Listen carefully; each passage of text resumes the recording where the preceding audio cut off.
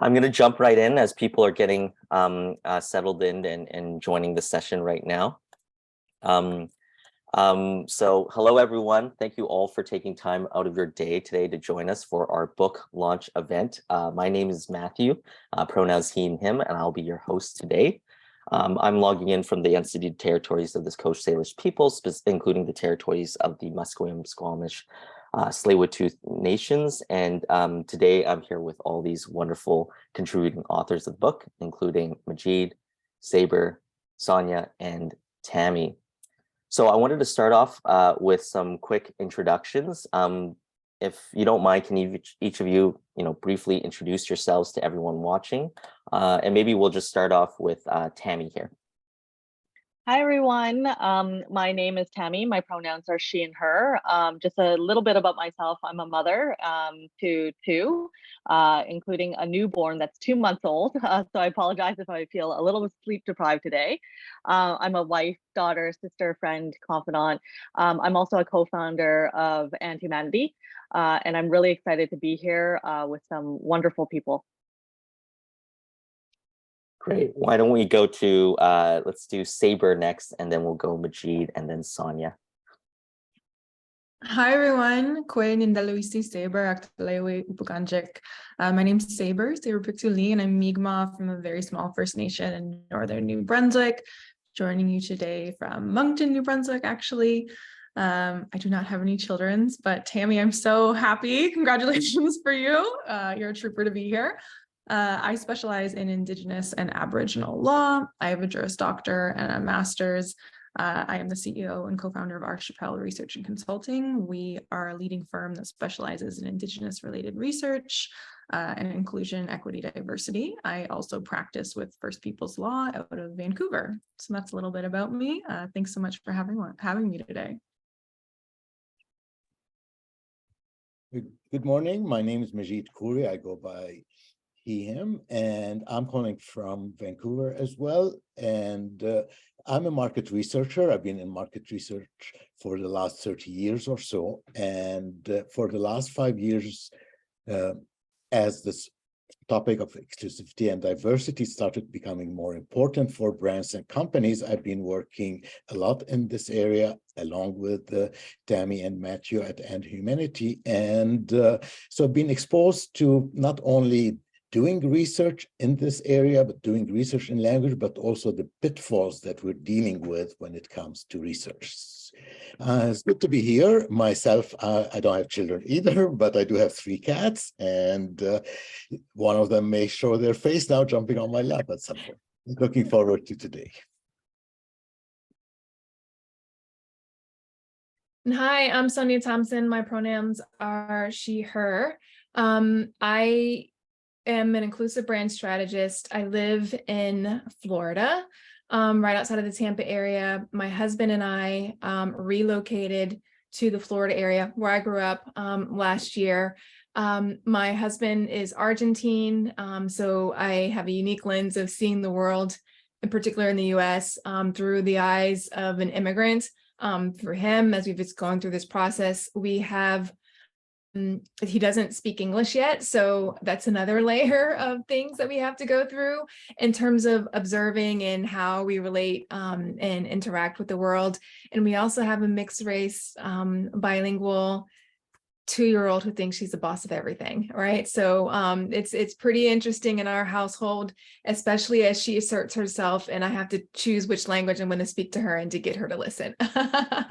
But thankful to be here, glad to be sharing all of our lenses here, as it has definitely informed this book and the writing process and the way in which we think about and talk about diversity, equity, inclusion, and belonging.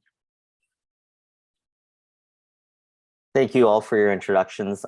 Adeline wanted to send her regards because unfortunately she's not feeling well and won't be able to make it today. So if you wanted to speak with Adeline, apologies, she won't be able to make it. She's also sick at home with sick kids as well.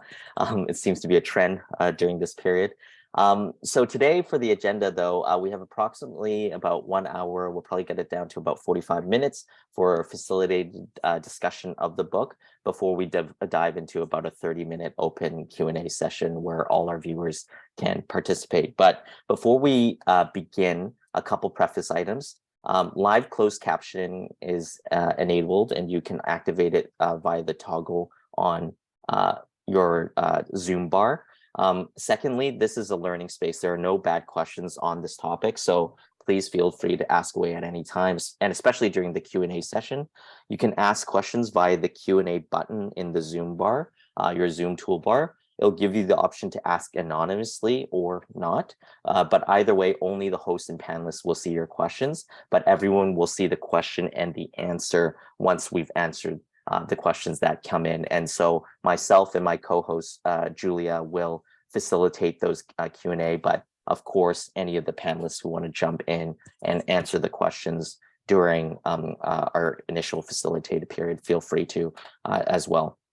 As mentioned, we will have that Q&A session, though, in the final 30 minutes. So if anyone during that time wants to jump in and speak verbally to the rest of the crowd as well, there should be a function for you to raise your hand to speak during that section, and we'll be able to go from there for that.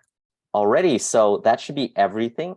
So why don't we get started with the first question here? And this is a question for any of you who want to answer this, any of the authors that want to answer this, but the title of the book is Authentically Inclusive Marketing, Diverse Lenses, Emerging Approaches. I want to ask any of you, how do you define authentically inclusive marketing? And maybe let's start off with Sonia. Sure. First, I want to start off with it being focusing on inclusive marketing. And I really love the thought of inclusive marketing being intentional about who it is that you are going to choose to serve. Because the idea of inclusive marketing isn't serving everyone, right? It's being intentional about which particularly underrepresented and underserved groups alongside other people that you might want to choose to serve for your brand, which are you going to choose to serve?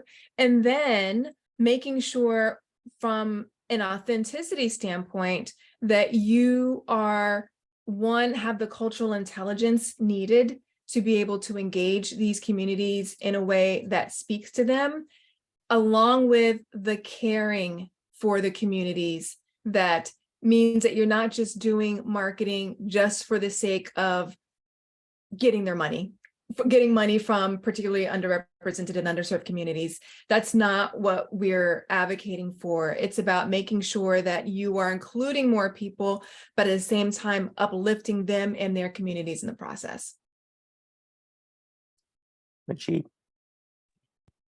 Great. From my perspective, I mean, I work a lot in communications, advertising, and any of you in marketing here has encountered that when we're doing marketing in general, we have personas, segments, etc., within the bigger market. However, when it comes to marketing communications from a diverse and inclusive section, we tend to lump a dimension as one similar group. So to be really authentically inclusive, we have to start going beyond that and start thinking that these different dimensions, communities, have as many different personas, needs, feelings, etc., as a general Canadian segment, and we need to appreciate that and look at it from that perspective, as opposed to lumping anyone in the community as homogeneous to everyone else.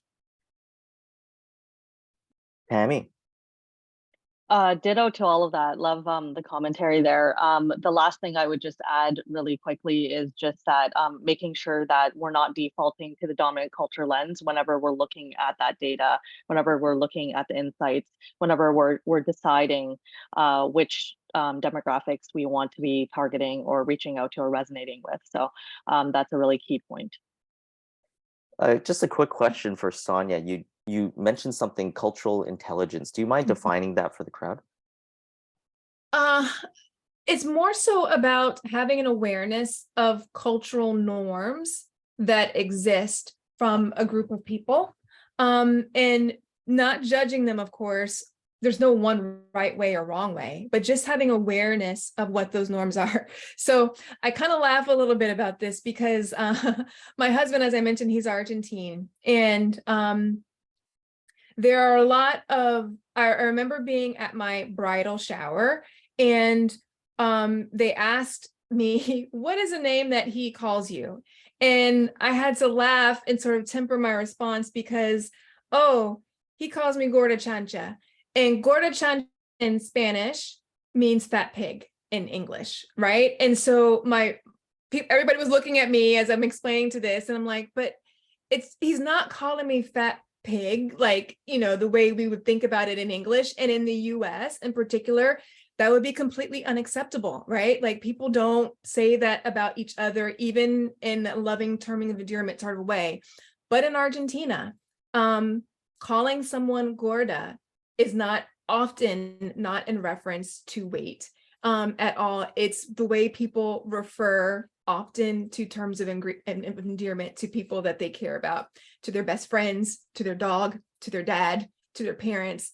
And that is something that people were cringing about here in the US as I'm explaining it, but it's perfectly normal there. And that was an example of cultural intelligence in terms of understanding that is a norm that exists there, that it's just something that we do and not judging it, but just being aware that that's kind of the way in which people operate.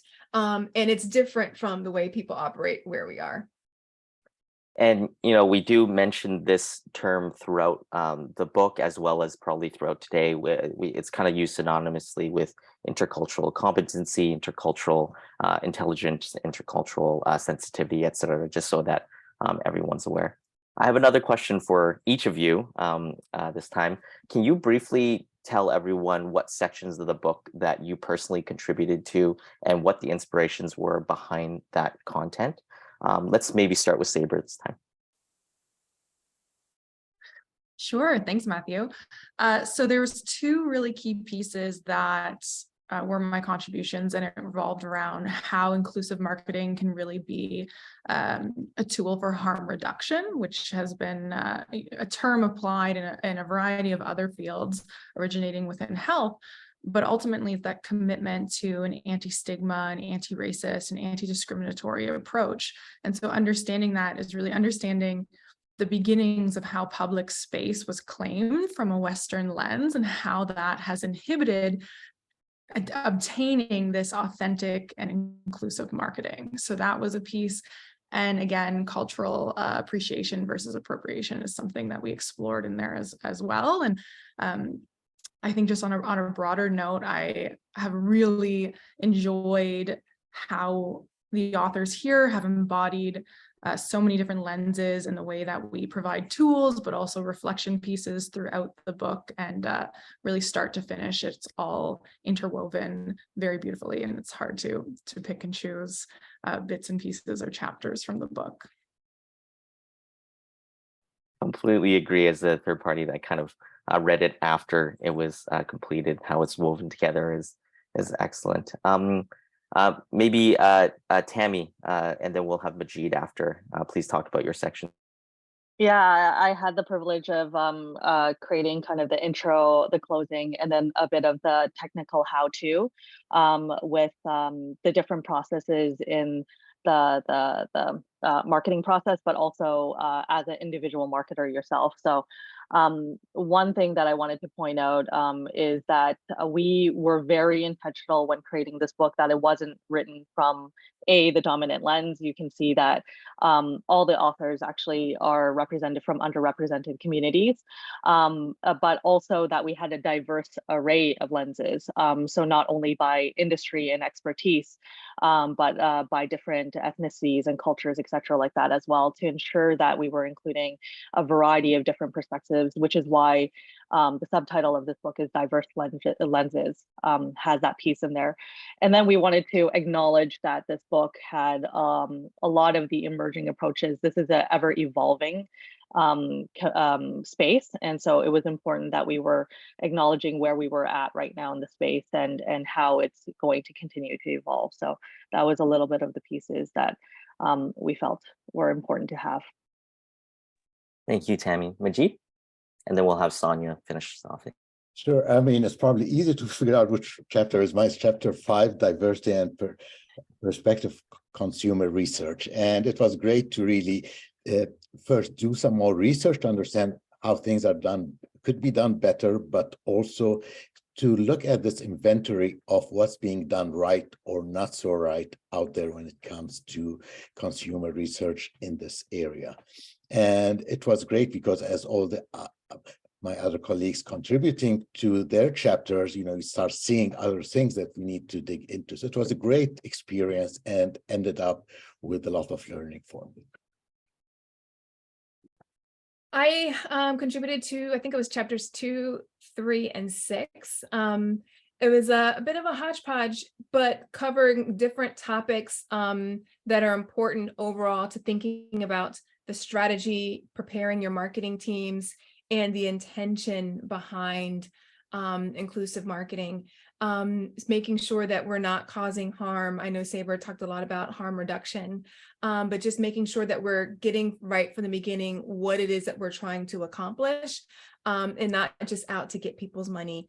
I also talked a lot about customer experience, because inclusive marketing and customer experience are inseparable twins. A lot of the ways in which inclusive marketing is delivered is through customer experience. If the experience that people are experiencing as they're going through your journey isn't a positive one, that's going to impact how much they feel like they are included with what it is that you're doing.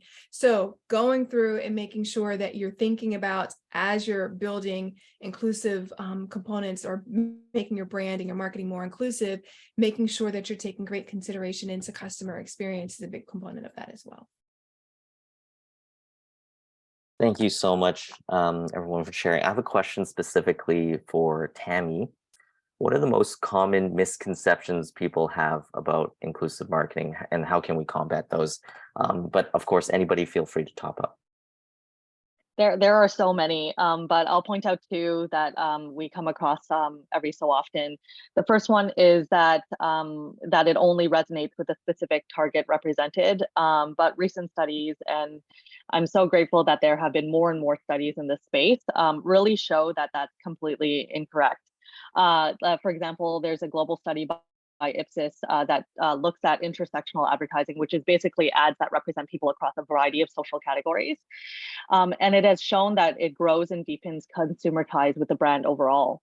Facebook advertising did a study where it quote, most consumers, 71%, expect brands to promote diversity and inclusion in their online advertising. They also did one where 64% of the audiences in the US, UK, and Brazil said that they would like to see more diversity.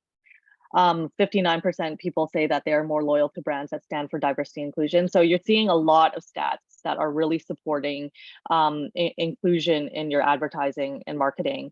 And really a lot of that, in order to combat kind of that, we have to begin kind of showcasing the results of these campaigns. And we're seeing more and more campaigns being led by large brands where they're seeing the outcome become quite effective. We often show in some of our learning sessions, Cadillac had released this advert that was really kind of praising one culture over another and actually putting down another culture. And you can see the results of that campaign quite negative. And in fact, Ford put out a commercial to counter that, and their results there were magnificent. And we can share that link and that information with everybody. But you can see that the results are coming and the evidence is coming, and by sharing that and being aware of it is really important.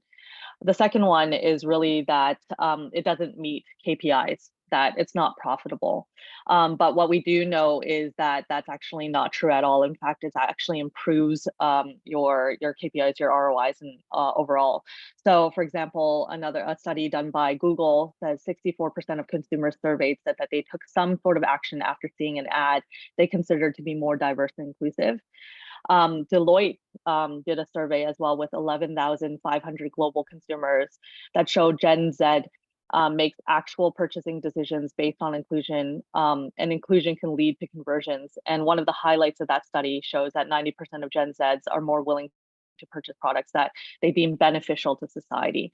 And I can go on and on with all these stats, but at the end of the day, what we're finding is that it does make KPIs. And when we do it authentically and inclusively, we're really able to kind of showcase the value of that. Sonia. Yeah, I wanted to bring up a story that really illustrates that last point about KPIs and how much being more inclusive influences business results. Because I think that people underestimate the impact of including people who are particularly underrepresented from communities. So I follow a gluten-free diet for health reasons. My sister does as well. Recently, we went a couple months ago to a family reunion. There were, I believe, 16 of us in New Orleans. Whenever it came time to choose the restaurants, and there were a number of restaurants that we went to over the course of the weekend, how did we choose the restaurants? We chose the restaurants based upon which restaurants were accommodating and had abundant gluten-free options. So the niche consumer in this case, myself and my sister, we were the lead consumer, and we influenced an entire group because, of course, I want to go somewhere where we aren't being catered to or we aren't being served. So because they're more flexible and they value us and they value brands that are being more inclusive, the brands that took the time to consider people who had more particular needs or underrepresented communities are winning not only the people who are part of their communities that they decided they want to serve, but their friends, their families, their loved ones who want to engage and be a part and take part of whatever it is that they're doing, and who value whenever brands are honoring, respecting, and being inclusive of people who generally are ignored. Love that, Tammy. That Sonia, what a great example.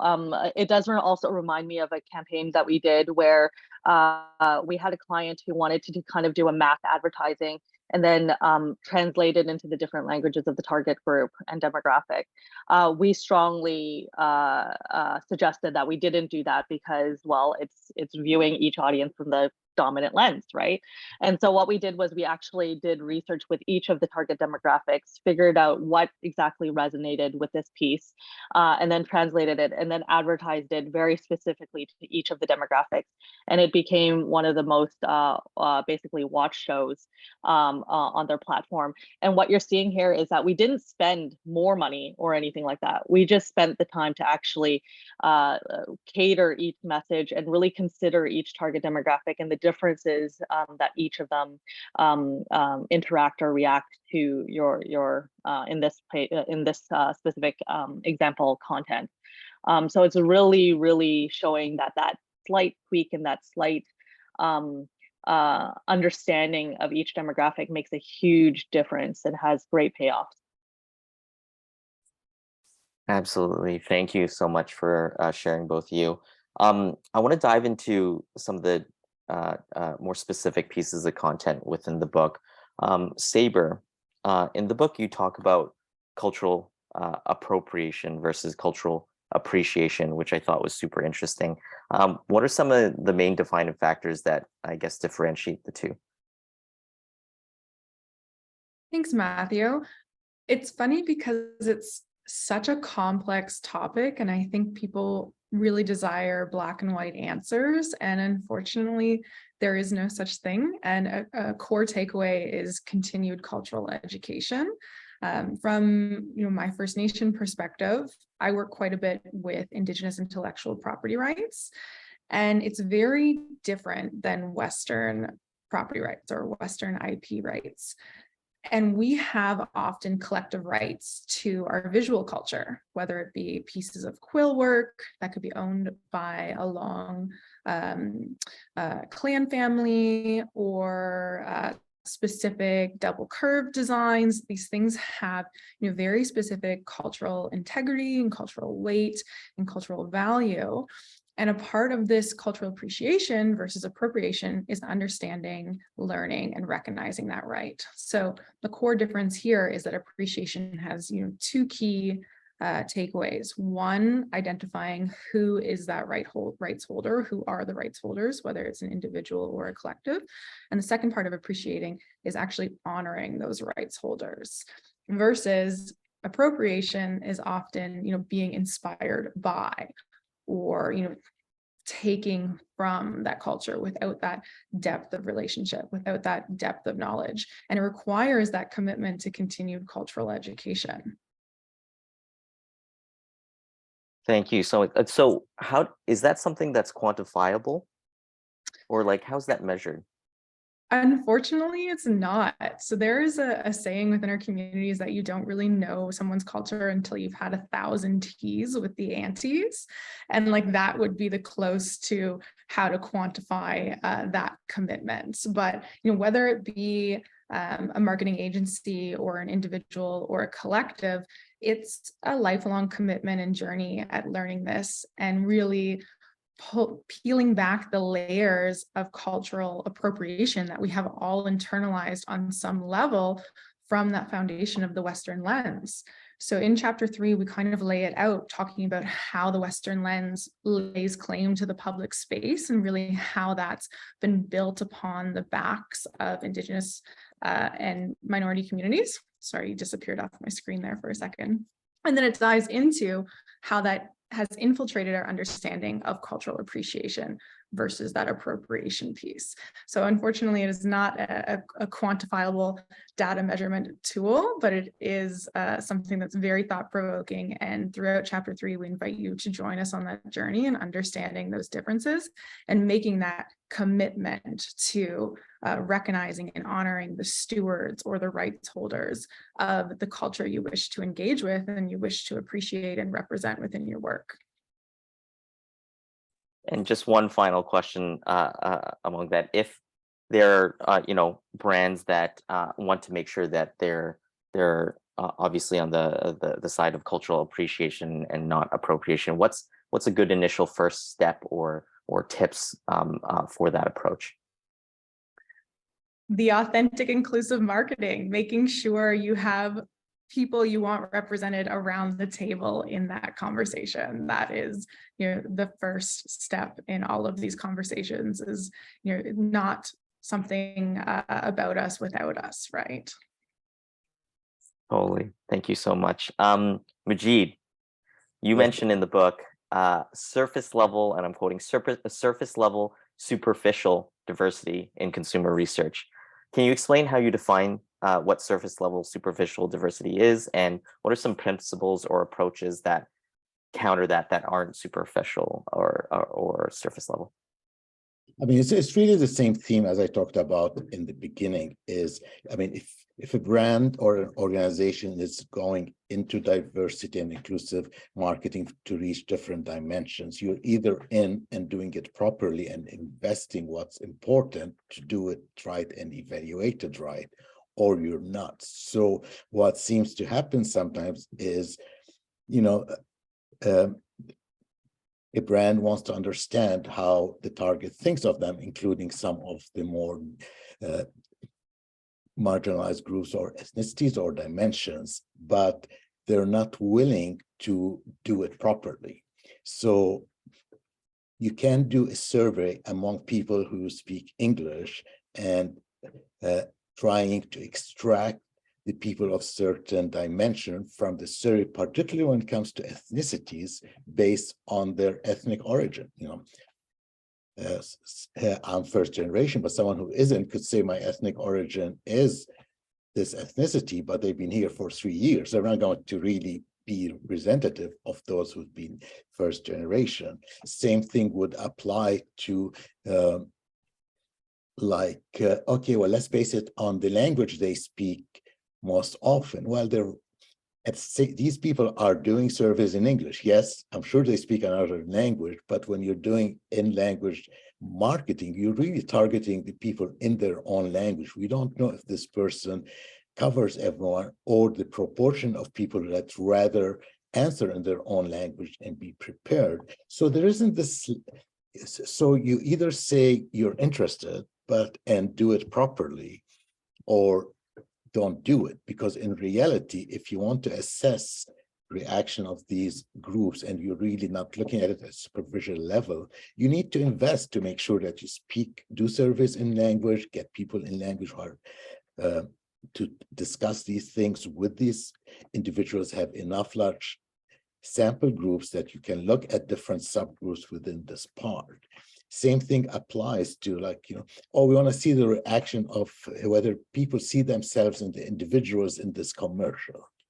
I mean, this is not the way to do it. What you want to do is ask people, oh, do you see yourself there? It doesn't work that way. It has to be more sophisticated research even before that to really understand, do people care about seeing their ethnicity, or what it is that needs to get the right feeling for them. So for me, that's the superficial thing, is you don't just, it's not as simple as, let's ask these questions and look at those 30 people of Chinese origin, what they think of it that way. You either are going to go deep into that or don't waste your money.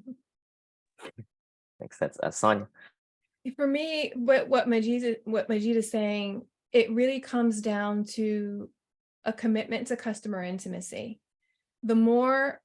The deeper degree of intimacy you have with the communities that you're serving, that you've decided that you want to serve, the easier it becomes to know, one, whether you're appropriating, whether you're appreciating, whether that you're going beyond superficial understanding of what it is that they need. I was doing a project for a client where I was doing some research around microaggressions.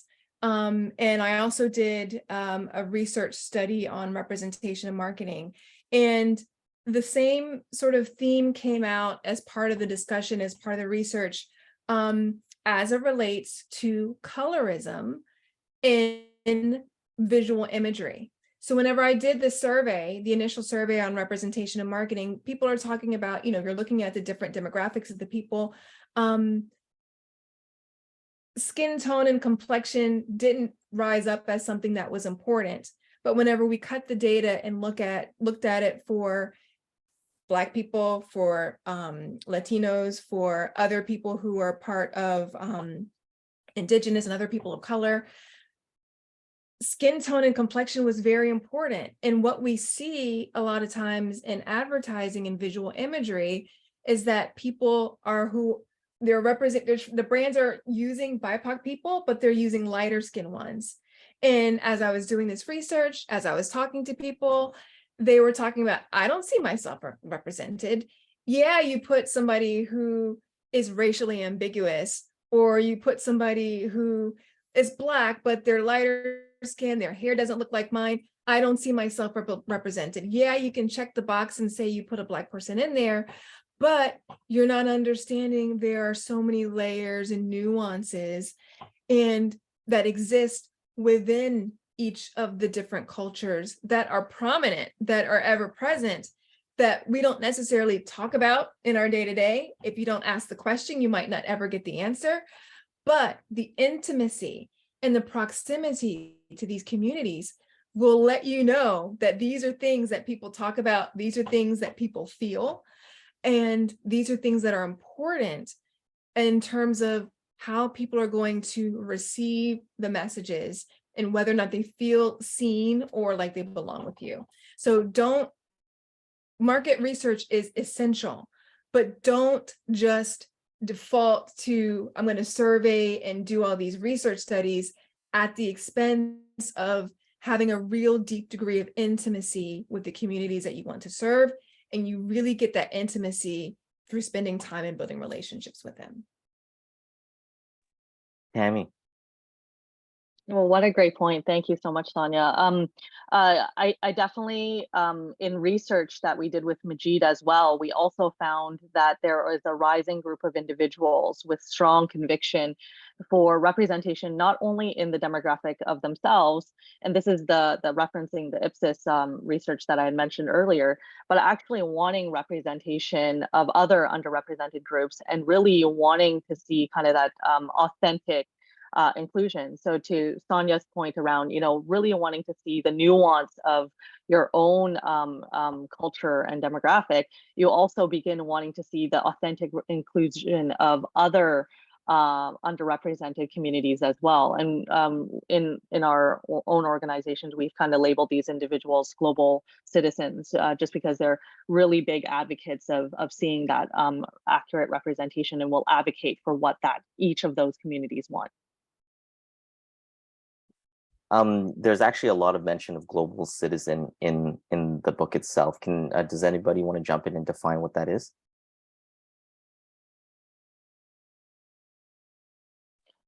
I guess since it's from our organization, a global citizen is an individual who can come from any demographic or background, but has true value and desire for representation, not only of their own demographic, but also of other underrepresented communities as well. And can we speak to that a little bit in terms of why is it that folks that come from underrepresented communities or other underrepresented communities, why is there such a desire now for seeing other communities be authentically represented? Is that a new thing, or is that something that's always been around? I think that people who are marginalized, it's not just about we know what it feels like to be ignored and underserved, and we don't want other people to feel that way, right? So it's not just about, hey, cater to us, serve us, meet our needs, don't leave anybody, we don't want anybody else to be left behind or anybody else to be left out. And I think that's more of we have a degree of empathy that allows us to be able to understand more the plight of what other people are experiencing, and knowing that we don't want other people to be to have to go through the hardship and the struggle. Absolutely, thank you.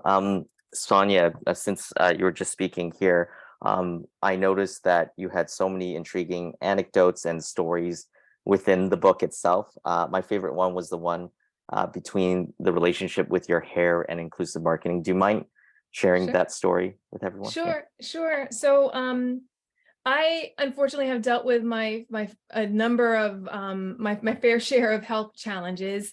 And so last year in particular, I was noticing, hey, there's something going on with my hair. Like something's happening here. It's not doing what it needs to do, right? Like it doesn't feel as good as it should feel. Like it's just, and I had already passed that postpartum, hair thing that happens through as you're going through that. So I was like, there's something else happening.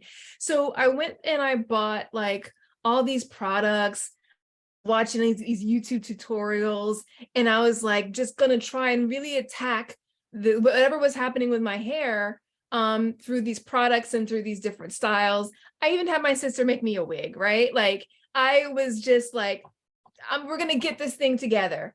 And then I started to, just have a real heart-to-heart with myself. I'm like, hey, Sonia, like you're spending all this money on all these external things that really aren't going to move the needle. And until you address the root cause of what's happening with your hair, which is something that's going on inside your body internally from a health perspective, then nothing that you do, or you're going to see very minimal results with all this shampoo and like all these other things are not going to have the impact that you want. So I went on this elimination diet. I found out what foods were triggering me, and I started to see really positive results because I was addressing what was happening internally.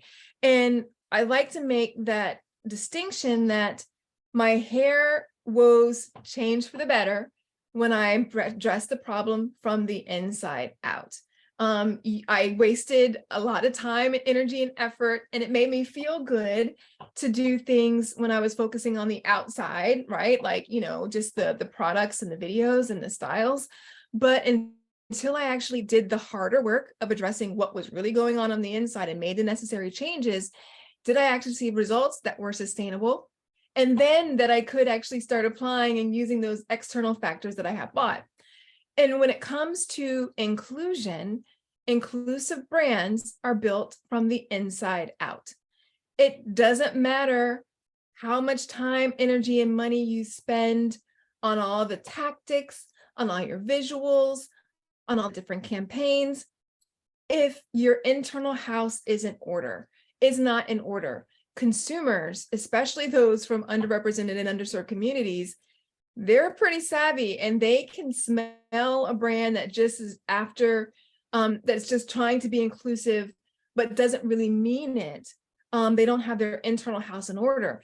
They want brands to have inclusive teams. They want their policies to be inclusive. They want their values to be aligned.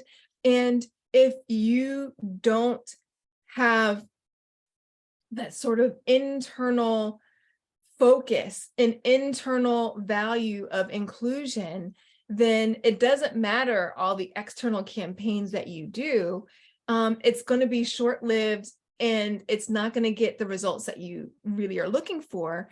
You have to build an inclusive brand from the inside. Start with your internal team and the partners that you work with and the way you think and the way you approach it and your brand policies, etc. That equips you and sets you up to attract and retain the consumers from the communities that you've decided to serve, as well as the people who share your values and who know and love them as well. So inclusive brands are built from the inside out. Our physical appearance, our hair, things like that are fixed from the inside out. Thank you for sharing. Love that story. But what about brands that, because obviously we're talking to a lot of marketing folks, CMOs, directors, etc. What about brands that work as part of a, obviously larger organization where they can't necessarily and are not, you can say, in charge of, they can maybe influence, but change everything that's on the inside? Like, are they stuck in that position? Like, what type of advice do you have for those folks? Yeah. Control what you can control, right? And then as you get those wins and people are able to see the things that you've done with what you have, what you're able to control, you can start to influence more broadly. But don't let your what's happening external or any barriers that you have there influence or limit what you feel like you're able to do. So let's say you don't have any headcount right now to hire a more diverse team. Think about where you're spending your money from a supplier diversity standpoint, right? You're going to be spending that money anyway. Maybe you can diversify the types of contractors, consultants, vendors that you're working with. Think about the visual imagery that you're already going to be using visuals, right? What little changes can you make within your sphere of control? There's nothing stopping you from building relationships and developing a deeper degree of customer intimacy with the people that you're deciding to serve. So go out and start building those relationships, and those things will pay off, and they will help you be more informed and more impactful with the things that you do. And the more you bring results because you're doing it the right way, you're building the right way, people are going to start to come to, hey, what is it that you're doing? And your influence will grow from there in terms of how you might be able to impact your larger organization. Thank you, Sonia. Often we hear from brands that are kind of stagnated or concerned, and you can say even motivated by wanting to do the right thing, but are in fear of how they will be viewed if they champion this sort of work. I guess what type of advice would you give in that position where I guess they are aware that their organization is not where it needs to be, and they can only control so much that maybe is not a big enough picture? Like, what type of advice do you have for those folks? My advice would be to think about the angle and the messaging around how you communicate about inclusion and marketing, because sometimes people just need to hear things in a different way. That's why I tell so many stories, right? Because I know sometimes people are closed to the way of talking about inclusion, diversity, and especially as we're thinking about it from a marketing standpoint. But whenever people are able to hear something in a different way that they can relate to, that sometimes changes the needle for them. So I think that sometimes we have to figure out what is the narrative and what is the story that we're telling. I had a conversation with somebody from my podcast recently, and we were talking about digital marketing. And she's like, back in 2012, there were so many people who were fighting this uphill battle internally, trying to get a mobile site, right? Trying to get a mobile site for built, because there were just so many people who didn't understand. They were like, why do we need this? This isn't important, blah, blah, blah, blah, blah. But where are we today? If, every brand has a mobile site, or everything works on mobile, because that's just the way it operates. This is where inclusive marketing is going. We're soon going to be at this place to where we don't want people to be fighting the future. This is going to be the standard, the norm of just the way marketing is done. So how can we bring in anecdotes and help people understand and see this isn't a trend, this isn't political, this isn't, this isn't something that is trying to intentionally exclude or leave people out. It's not a war on a certain group of people, but communicate it in terms of mechanisms that people can understand. Everybody, I believe, understands where we were from a digital marketing standpoint years ago, and how there was just this reluctance. And now look at where we are today, and it's just normal. And I think it's just finding, for the people that you're engaging and interacting with, finding what is the thing that they need to hear. How do they need to receive the information that will make the light bulb click for them? It might take some experimentation, it might take some time, but eventually you'll get there. And just make sure that you stay vigilant. This isn't necessarily an easy process. It isn't an overnight process, but enrolling people as we go through this is essential. Totally, thank you. And just to top up on that, question for Majid and Sabre, the folks that focus on research. Are you hearing from audiences in your consumer research that they want more of this? Is there a change that you're hearing from consumers, and if at all, and how big is it? I mean, all I could say is, it's not that, we're talking to these audiences on a regular basis to see if they want to be researched or not. But every time I've, look at verbatim in surveys or do one-on-one with some different groups, there's a big appreciation that they are asked these questions.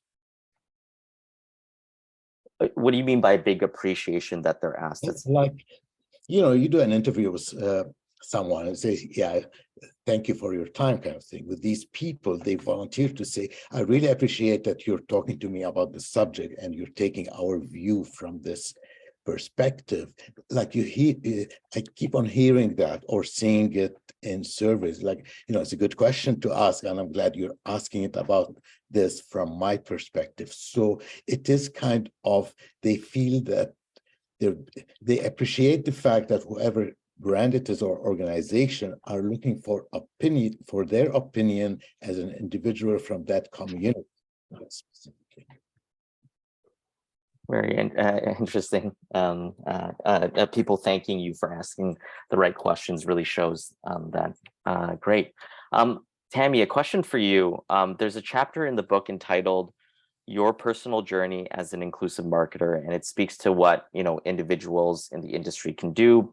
But with so many, I guess, industry issues being systemic, what advice do you have for folks that maybe feel disheartened because they can't instill the change they want in the places that they're in? Well, I can say that I personally have experienced this, where you get fatigue or you feel a little disheartened after working with maybe a client or an individual who has said intentions around it, and has tried themselves to move an organization forward, and maybe didn't get any results. But there are times also where we work with an organization and we've seen huge change, huge education, huge build in intercultural sensitivity and knowledge and understanding. And my advice is really just that it's going to happen. There will be times where you're going to feel tired and you're going to feel like this is never ending, and that there are difficulties in just even dealing with it, because it's not just the work. To me, it's quite personal as well, and it can feel quite tiring. So part of what kind of keeps my head up is a little bit of what Sonia said, is just that we know that the industry is moving that way. Our job is to help kind of push it a little faster, to get people there a little sooner. I recently read, I'm a huge fan of Minnie Kalang. So she recently said that, you know, the show The Office, which she was in, wouldn't fly today. It wouldn't be a show that would be accepted today. That's because there is a shift in the way people think, and the shift in the way people understand the world, and what is appropriate and what is acceptable, and what a true authentic representation is. And to the point around research is that, like, early on, we would have people say, oh, I don't need to be represented.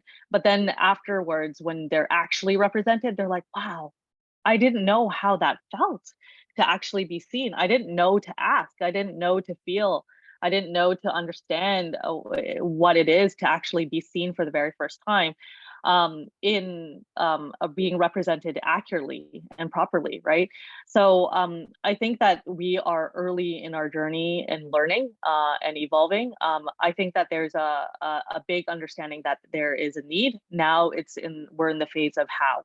And I think a lot of people are garnering the tools and figuring out just how to do this right. So, you know, keep your head up, keep going, make sure you take care of your mental health. If it's too much, take a break. That's what I do. And then get back at it when you're ready. Thank you, Tammy. Thank you for sharing. I know we're entering into the Q&A session here. I just have a couple final questions before we get into it. For those who have additional questions, please remember to use the Q&A poll to ask your questions there, and we'll address it in just a couple minutes here. So I have a couple final questions for everyone. First one is, writing this book was obviously a huge undertaking. Obviously, on the sidelines myself, I knew that it took many years for this to happen. So can any of you maybe walk me through something that you learned during the process writing your sections, or maybe inform us if did any of your own perceptions or stances change during the course of the years writing this book? Majid, go ahead. I mean, for me, what kind of was big, the fact that I knew there was enough problems in this area from the perspective of consumer research, but writing it and doing all the research about it and then bringing everything together, what I learned is the problems are way bigger than I even thought they were. So it really opened my eyes as to how much more work needs to be done from a consumer research perspective to really do this right. And that was quite a learning for me. Thank you, Majid. Anybody else want to share? I think through the course of discussions, and that's the beauty of having the various lenses, through the course of discussions and reading other people's perspectives, it opens you up to a different way of thinking and a different way of viewing the same or similar problems. And going back to what we were talking about with regards to cultural intelligence, like there isn't one right way. And that's why I love how we're giving you principles and we're giving you guidelines to help equip you to figure out how to do this for your brand. We're not telling you do this, and then do this, right? Because there is no one right way. But if you follow these principles and be open to learning, evolving, growing, pivoting whenever you get new information or new perspectives, then that will help you to stay nimble and where you need to be, because we shouldn't stay stagnant, but just the part or aspect of collaboration and hearing other people's voices gets you out of this is the way we do it, this is the way I think about it, knowing that there's a much broader view and there's more than one way.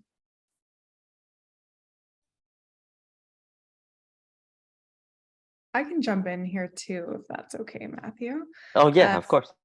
Just from a personal perspective, it's so the journey of this and the final publication is just so refreshing. I think that Tammy touched on it earlier, and there's some comments about it. This work can be, exhaustive, and our personal capital is involved all the time, and that can result in feeling really isolated and alone in this journey. But the journey is by nature collective, and the process of writing this book was very collective, and I drew a lot of strength and hope and inspiration for the future of inclusive marketing. Thank you, Sabre. Tammy, do you want to close off? Oh, ditto. I mean, I feel like this group of individuals I learn from every day, all the time, and just feel so grateful to continue to learn from each of you. But for me, it was just reading each of the sections and really understanding each of our perspectives and how that actually culminates into a more inclusive, and really hits it home for me that it requires lots of perspectives in order to make something inclusive. You cannot do it yourself. So to Sabre's point. Thank you. And we'll end off this facilitated discussion part with one last question. If there was only one thing you hope the people watching today would take away as a result of our conversation and of course the book itself, what would that one thing be? Majid, did you want to start here? Is your hand? Yeah, sure. No, I could go for it. I mean, it's really don't simplify or diversity and inclusive marketing. It's more complex than we give it credit to be, and there needs to be a lot of thinking and investment to really do it properly, or else don't do it. Sonia? You're muted, son. Hey, that was the first time today. Yeah. I would implore people to get serious about customer intimacy. The deeper the degree of the relationships that you have, the deeper degree of intimacy that you have, the more you care about these people, the more you want to see them succeed in their communities, and the more you will want to advocate and do right by them. So the more you know, the deeper that degree of intimacy, it basically serves as your guiding star, and it won't steer you wrong because you're now operating on behalf of people who are close to you, not necessarily these consumers that you want to win. Like, you're operating on behalf of your friends, your loved ones, and that intimacy will guide you to be able to do whatever it is that your brand needs to do to help them thrive. And everybody will win whenever you do so. Sabre, go ahead. I just want to echo Sonia's sentiments there, that building that relationship is so foundational, and to continue to invest in relationships. And I really hope you take away that, this literature alongside this conversation helps demystify and, remove some fear around inclusivity, and instead inspires you to be curious and to partake on a lifelong journey of how to paint an inclusive and authentic marketing picture. Beautiful. Tammy? Very similar. Is just, whenever there's someone who says, I'm not sure, what should I do? Just go back to nothing about us without us. Just include, if you're trying to represent a community, just include them. in that process. Just always ask. It's never harmful to ask, and just come from a place of curiosity, and you'll be just fine. Great. Thank you so much, all of y'all. We do have some questions that are pending here. I'll read through it. So you folks can obviously raise your hand, and if you want to verbally answer. And if any folks want to, in the audience, want to ask a question, you should have a function to, allow yourself to speak or ask to speak, and I can allow you to speak during this section. But we do have some pending written questions. So start with the first one, and anybody jump in if you want to answer. This is from Jennifer. She says, my approach to inclusive marketing is that this work is skills-based, not character-based. Post the murder of George Floyd, we saw brand push for a wider storytelling lens and demand broader work from their agencies. Now in 2022, how is this panel feeling about the continued momentum of this work and upskilling their internal marketers to ensure we continue to progress as a society? And in brackets, she said, the actual embodiment of cultural competency skills, not just checking a box. It's a big question. I feel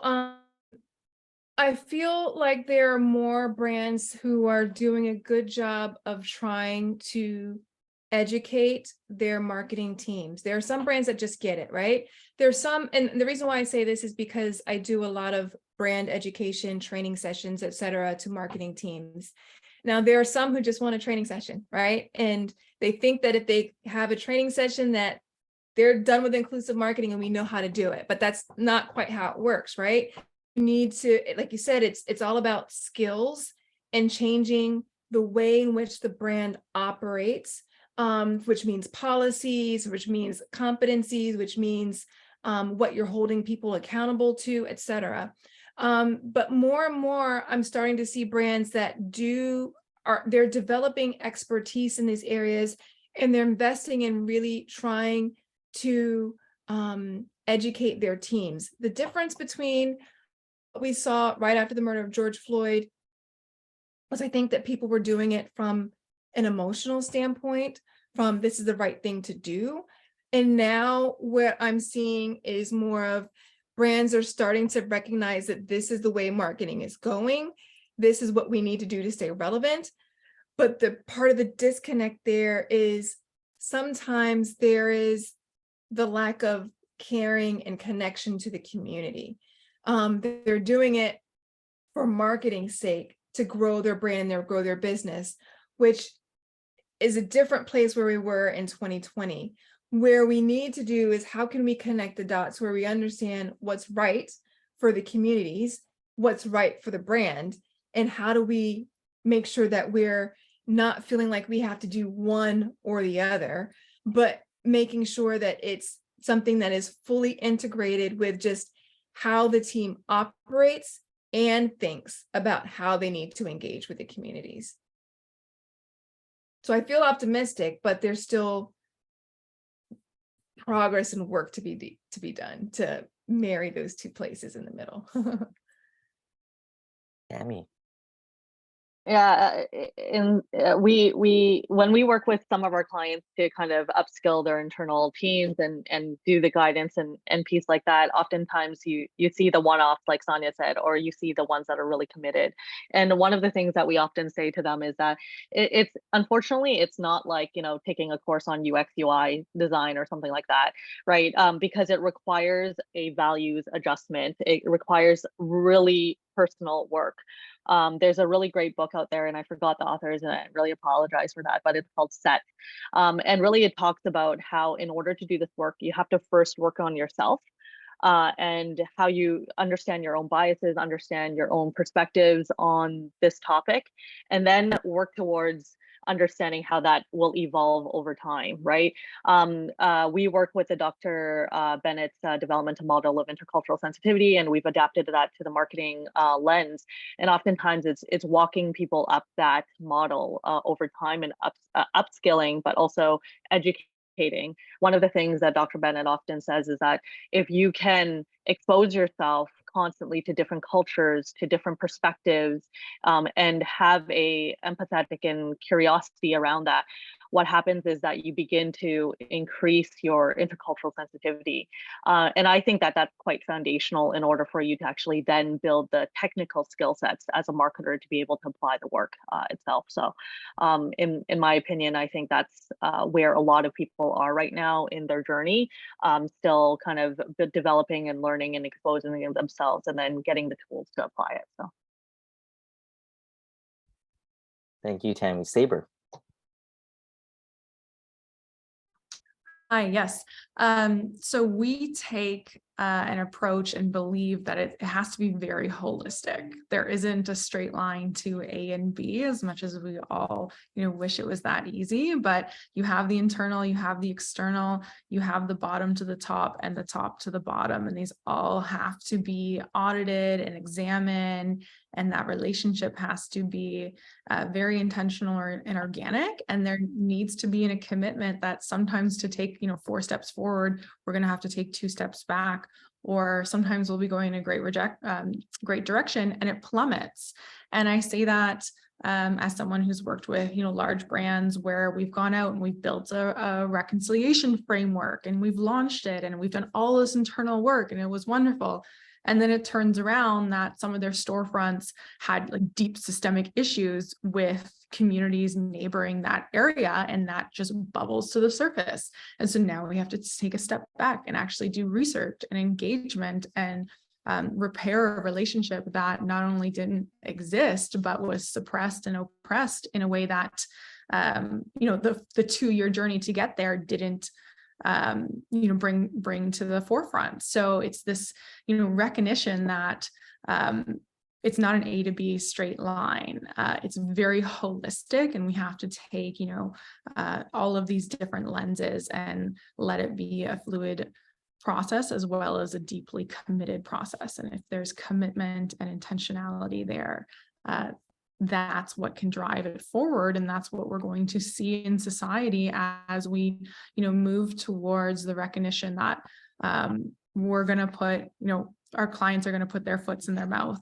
Stuff's not always going to go super well. And as long as there is a commitment to improvement, a commitment to that reflection, a commitment to growth and intention, we will continue to move forward as a society.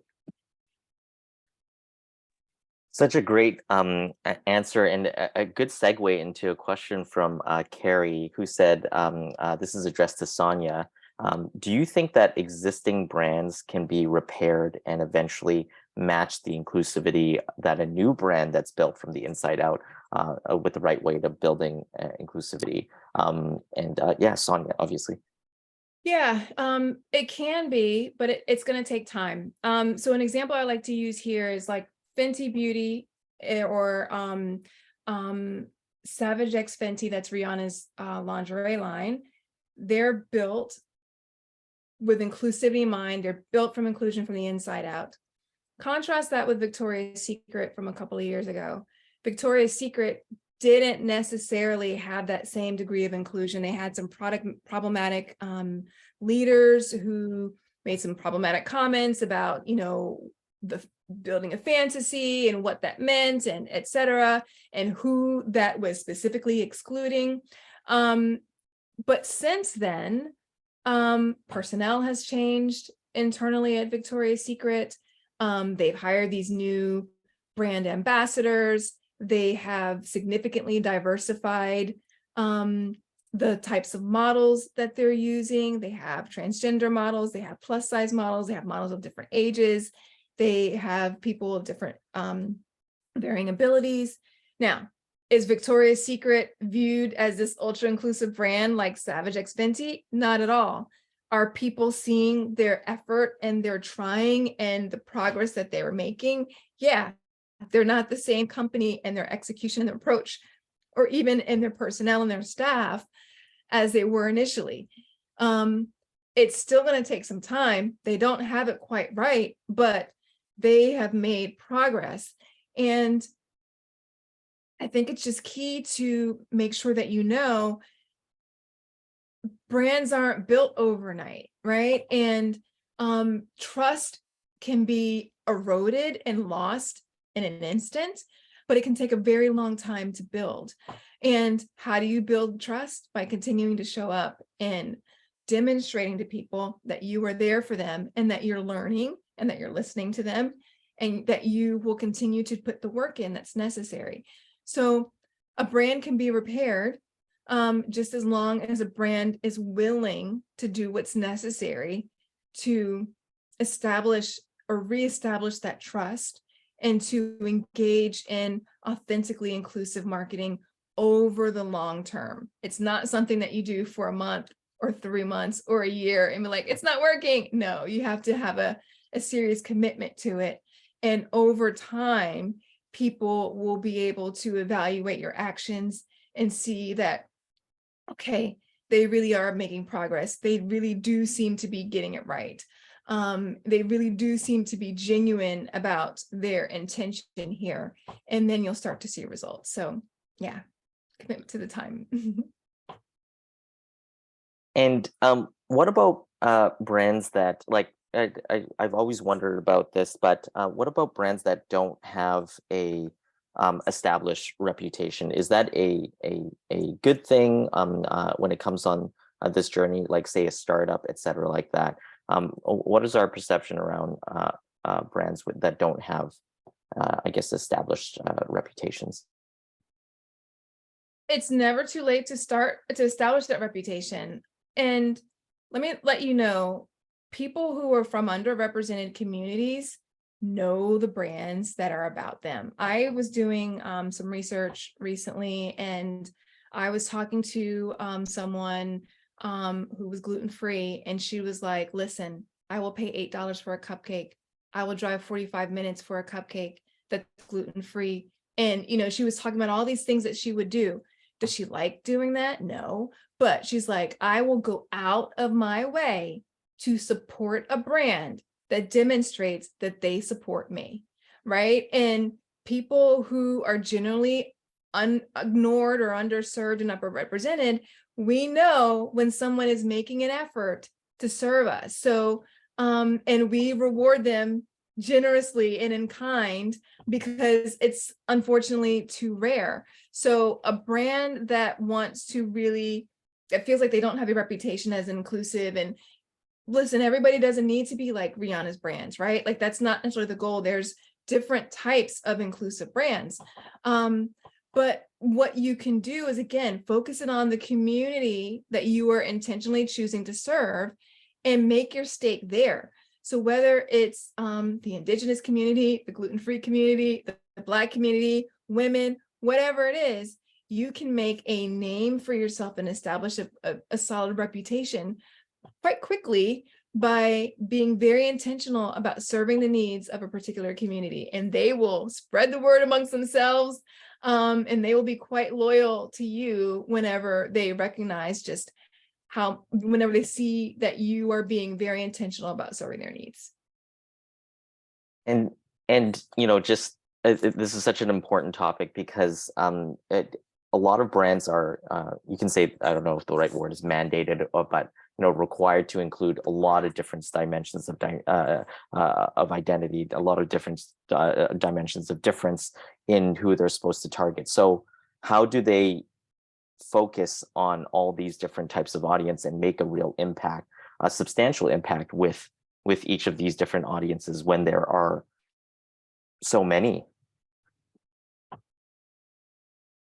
I think you have to choose your resources. Like, the goal isn't to serve everybody, right? And maybe it's sometimes in certain campaigns, depending on the size of your brand, you choose one community and another one you choose another, but you have to, if you're trying to focus on serving a broad group of people, or too broad a group of people, it's gonna be harder for you to make specific groups of people feel like they belong, right? So it's just more a matter of making a stake. And there's nothing wrong with making niche consumers your lead consumers, right? Because again, as we were talking about before, they influence a lot of people.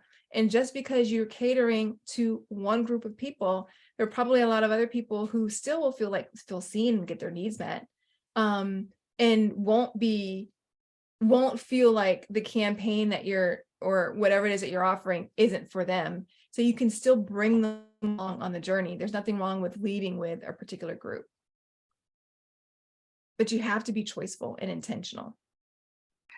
Yeah, Really one of the interesting. things we tell our clients is oftentimes we just say, you know, like you have to be purposeful about who you're including and excluding. And in order to do that, you need to actually do the research as to what your organization can do to serve these various demographics, and how can you do it effectively or well. And that's a lot of the work that we do with Majid when we're doing some of the research at the very beginning, is to say, you know, how can we be inclusive? And then when they request it, it's like, can we actually satisfy the needs of those communities, right? And then from there, you then have to purposely choose, with the limited resources every organization has, how can we serve a more diverse array of individuals more effectively and inclusively? And that's where you're being then purposefully about who you're excluding, and purposeful about who you're including, and not defaulting to the dominant lens, because every campaign is like, oh, well, it's going to be, you know, the wealthy who happens to be, you know, white male, or, you know, something like that, right? And so because it always defaults to that, you don't need to do a lot of research. You don't need to, it just naturally will go to that dominant lens, because it's what's natural to the organization. But I challenge you, in order to do that properly, is to then, you know, get to know the variety and the diversity of your audience. Do you know what percentage of your audience is from underrepresented communities? Which ones? Which generation? What demographic? What are their interests? Why do they like you? Is it what you think? Those are questions that oftentimes when we work with brands, they actually have no idea. And they're just saying, well, they're using us anyways. Well, do you know why? Are you digging into that? Great.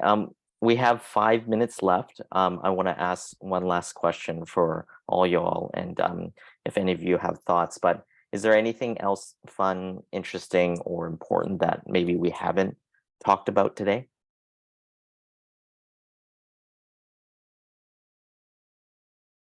We covered a lot of ground.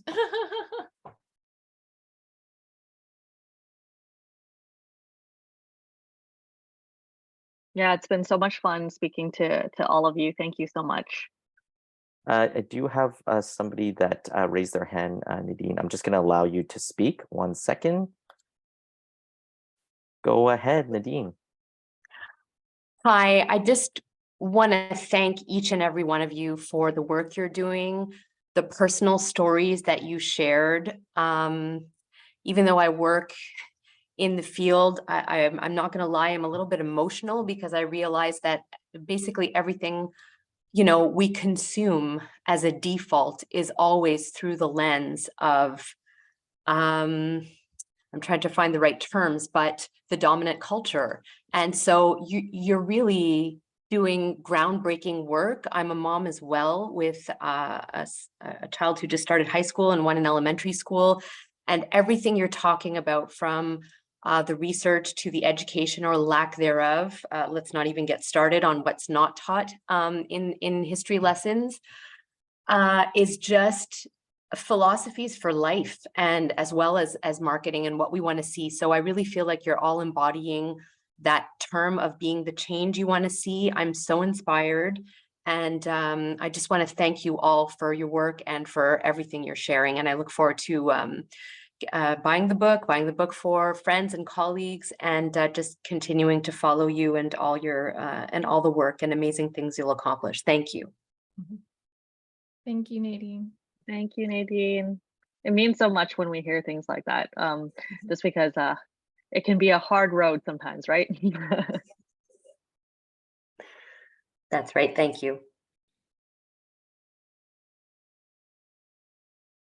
Alrighty, it sounds like we're at the end here. Thank you so much for spending 90 minutes with us. I know that it's very difficult. Near end of year, it's a Thursday morning.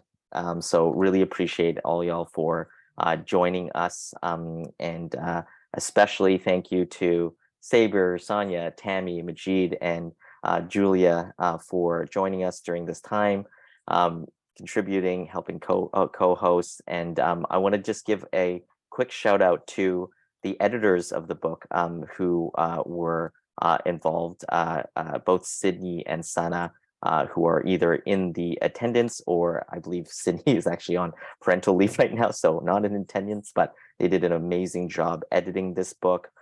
And a big shout out as well to Julia and Ava.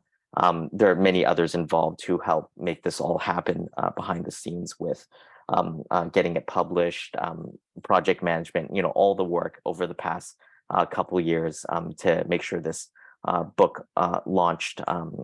And yeah, there's just always, like anything, there's so much work that goes into something that seems simple. So I want to thank all of y'all for your work and your help.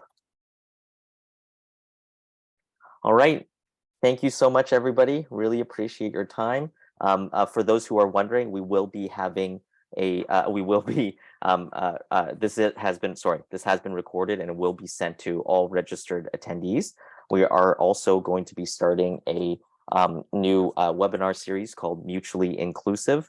That's so clever. And that will be starting probably in 2023, somewhere in Q1, probably around the February period. So everybody that registered will be informed of that new webinar series that's upcoming. So thank you all again. And of course, the book is for sale on our website at AndHumanity.co, and you can go to the tab that says our book, and it's available for purchase ebook right now. But there is also a paperback and hardcover version that is coming out probably within the next week or so. Julia, is that fair? Yeah, within the next week, within this week or so. So you can get it just in time for the holidays, and it does sell worldwide. So thank you all for attending. Really appreciate it, and bye-bye.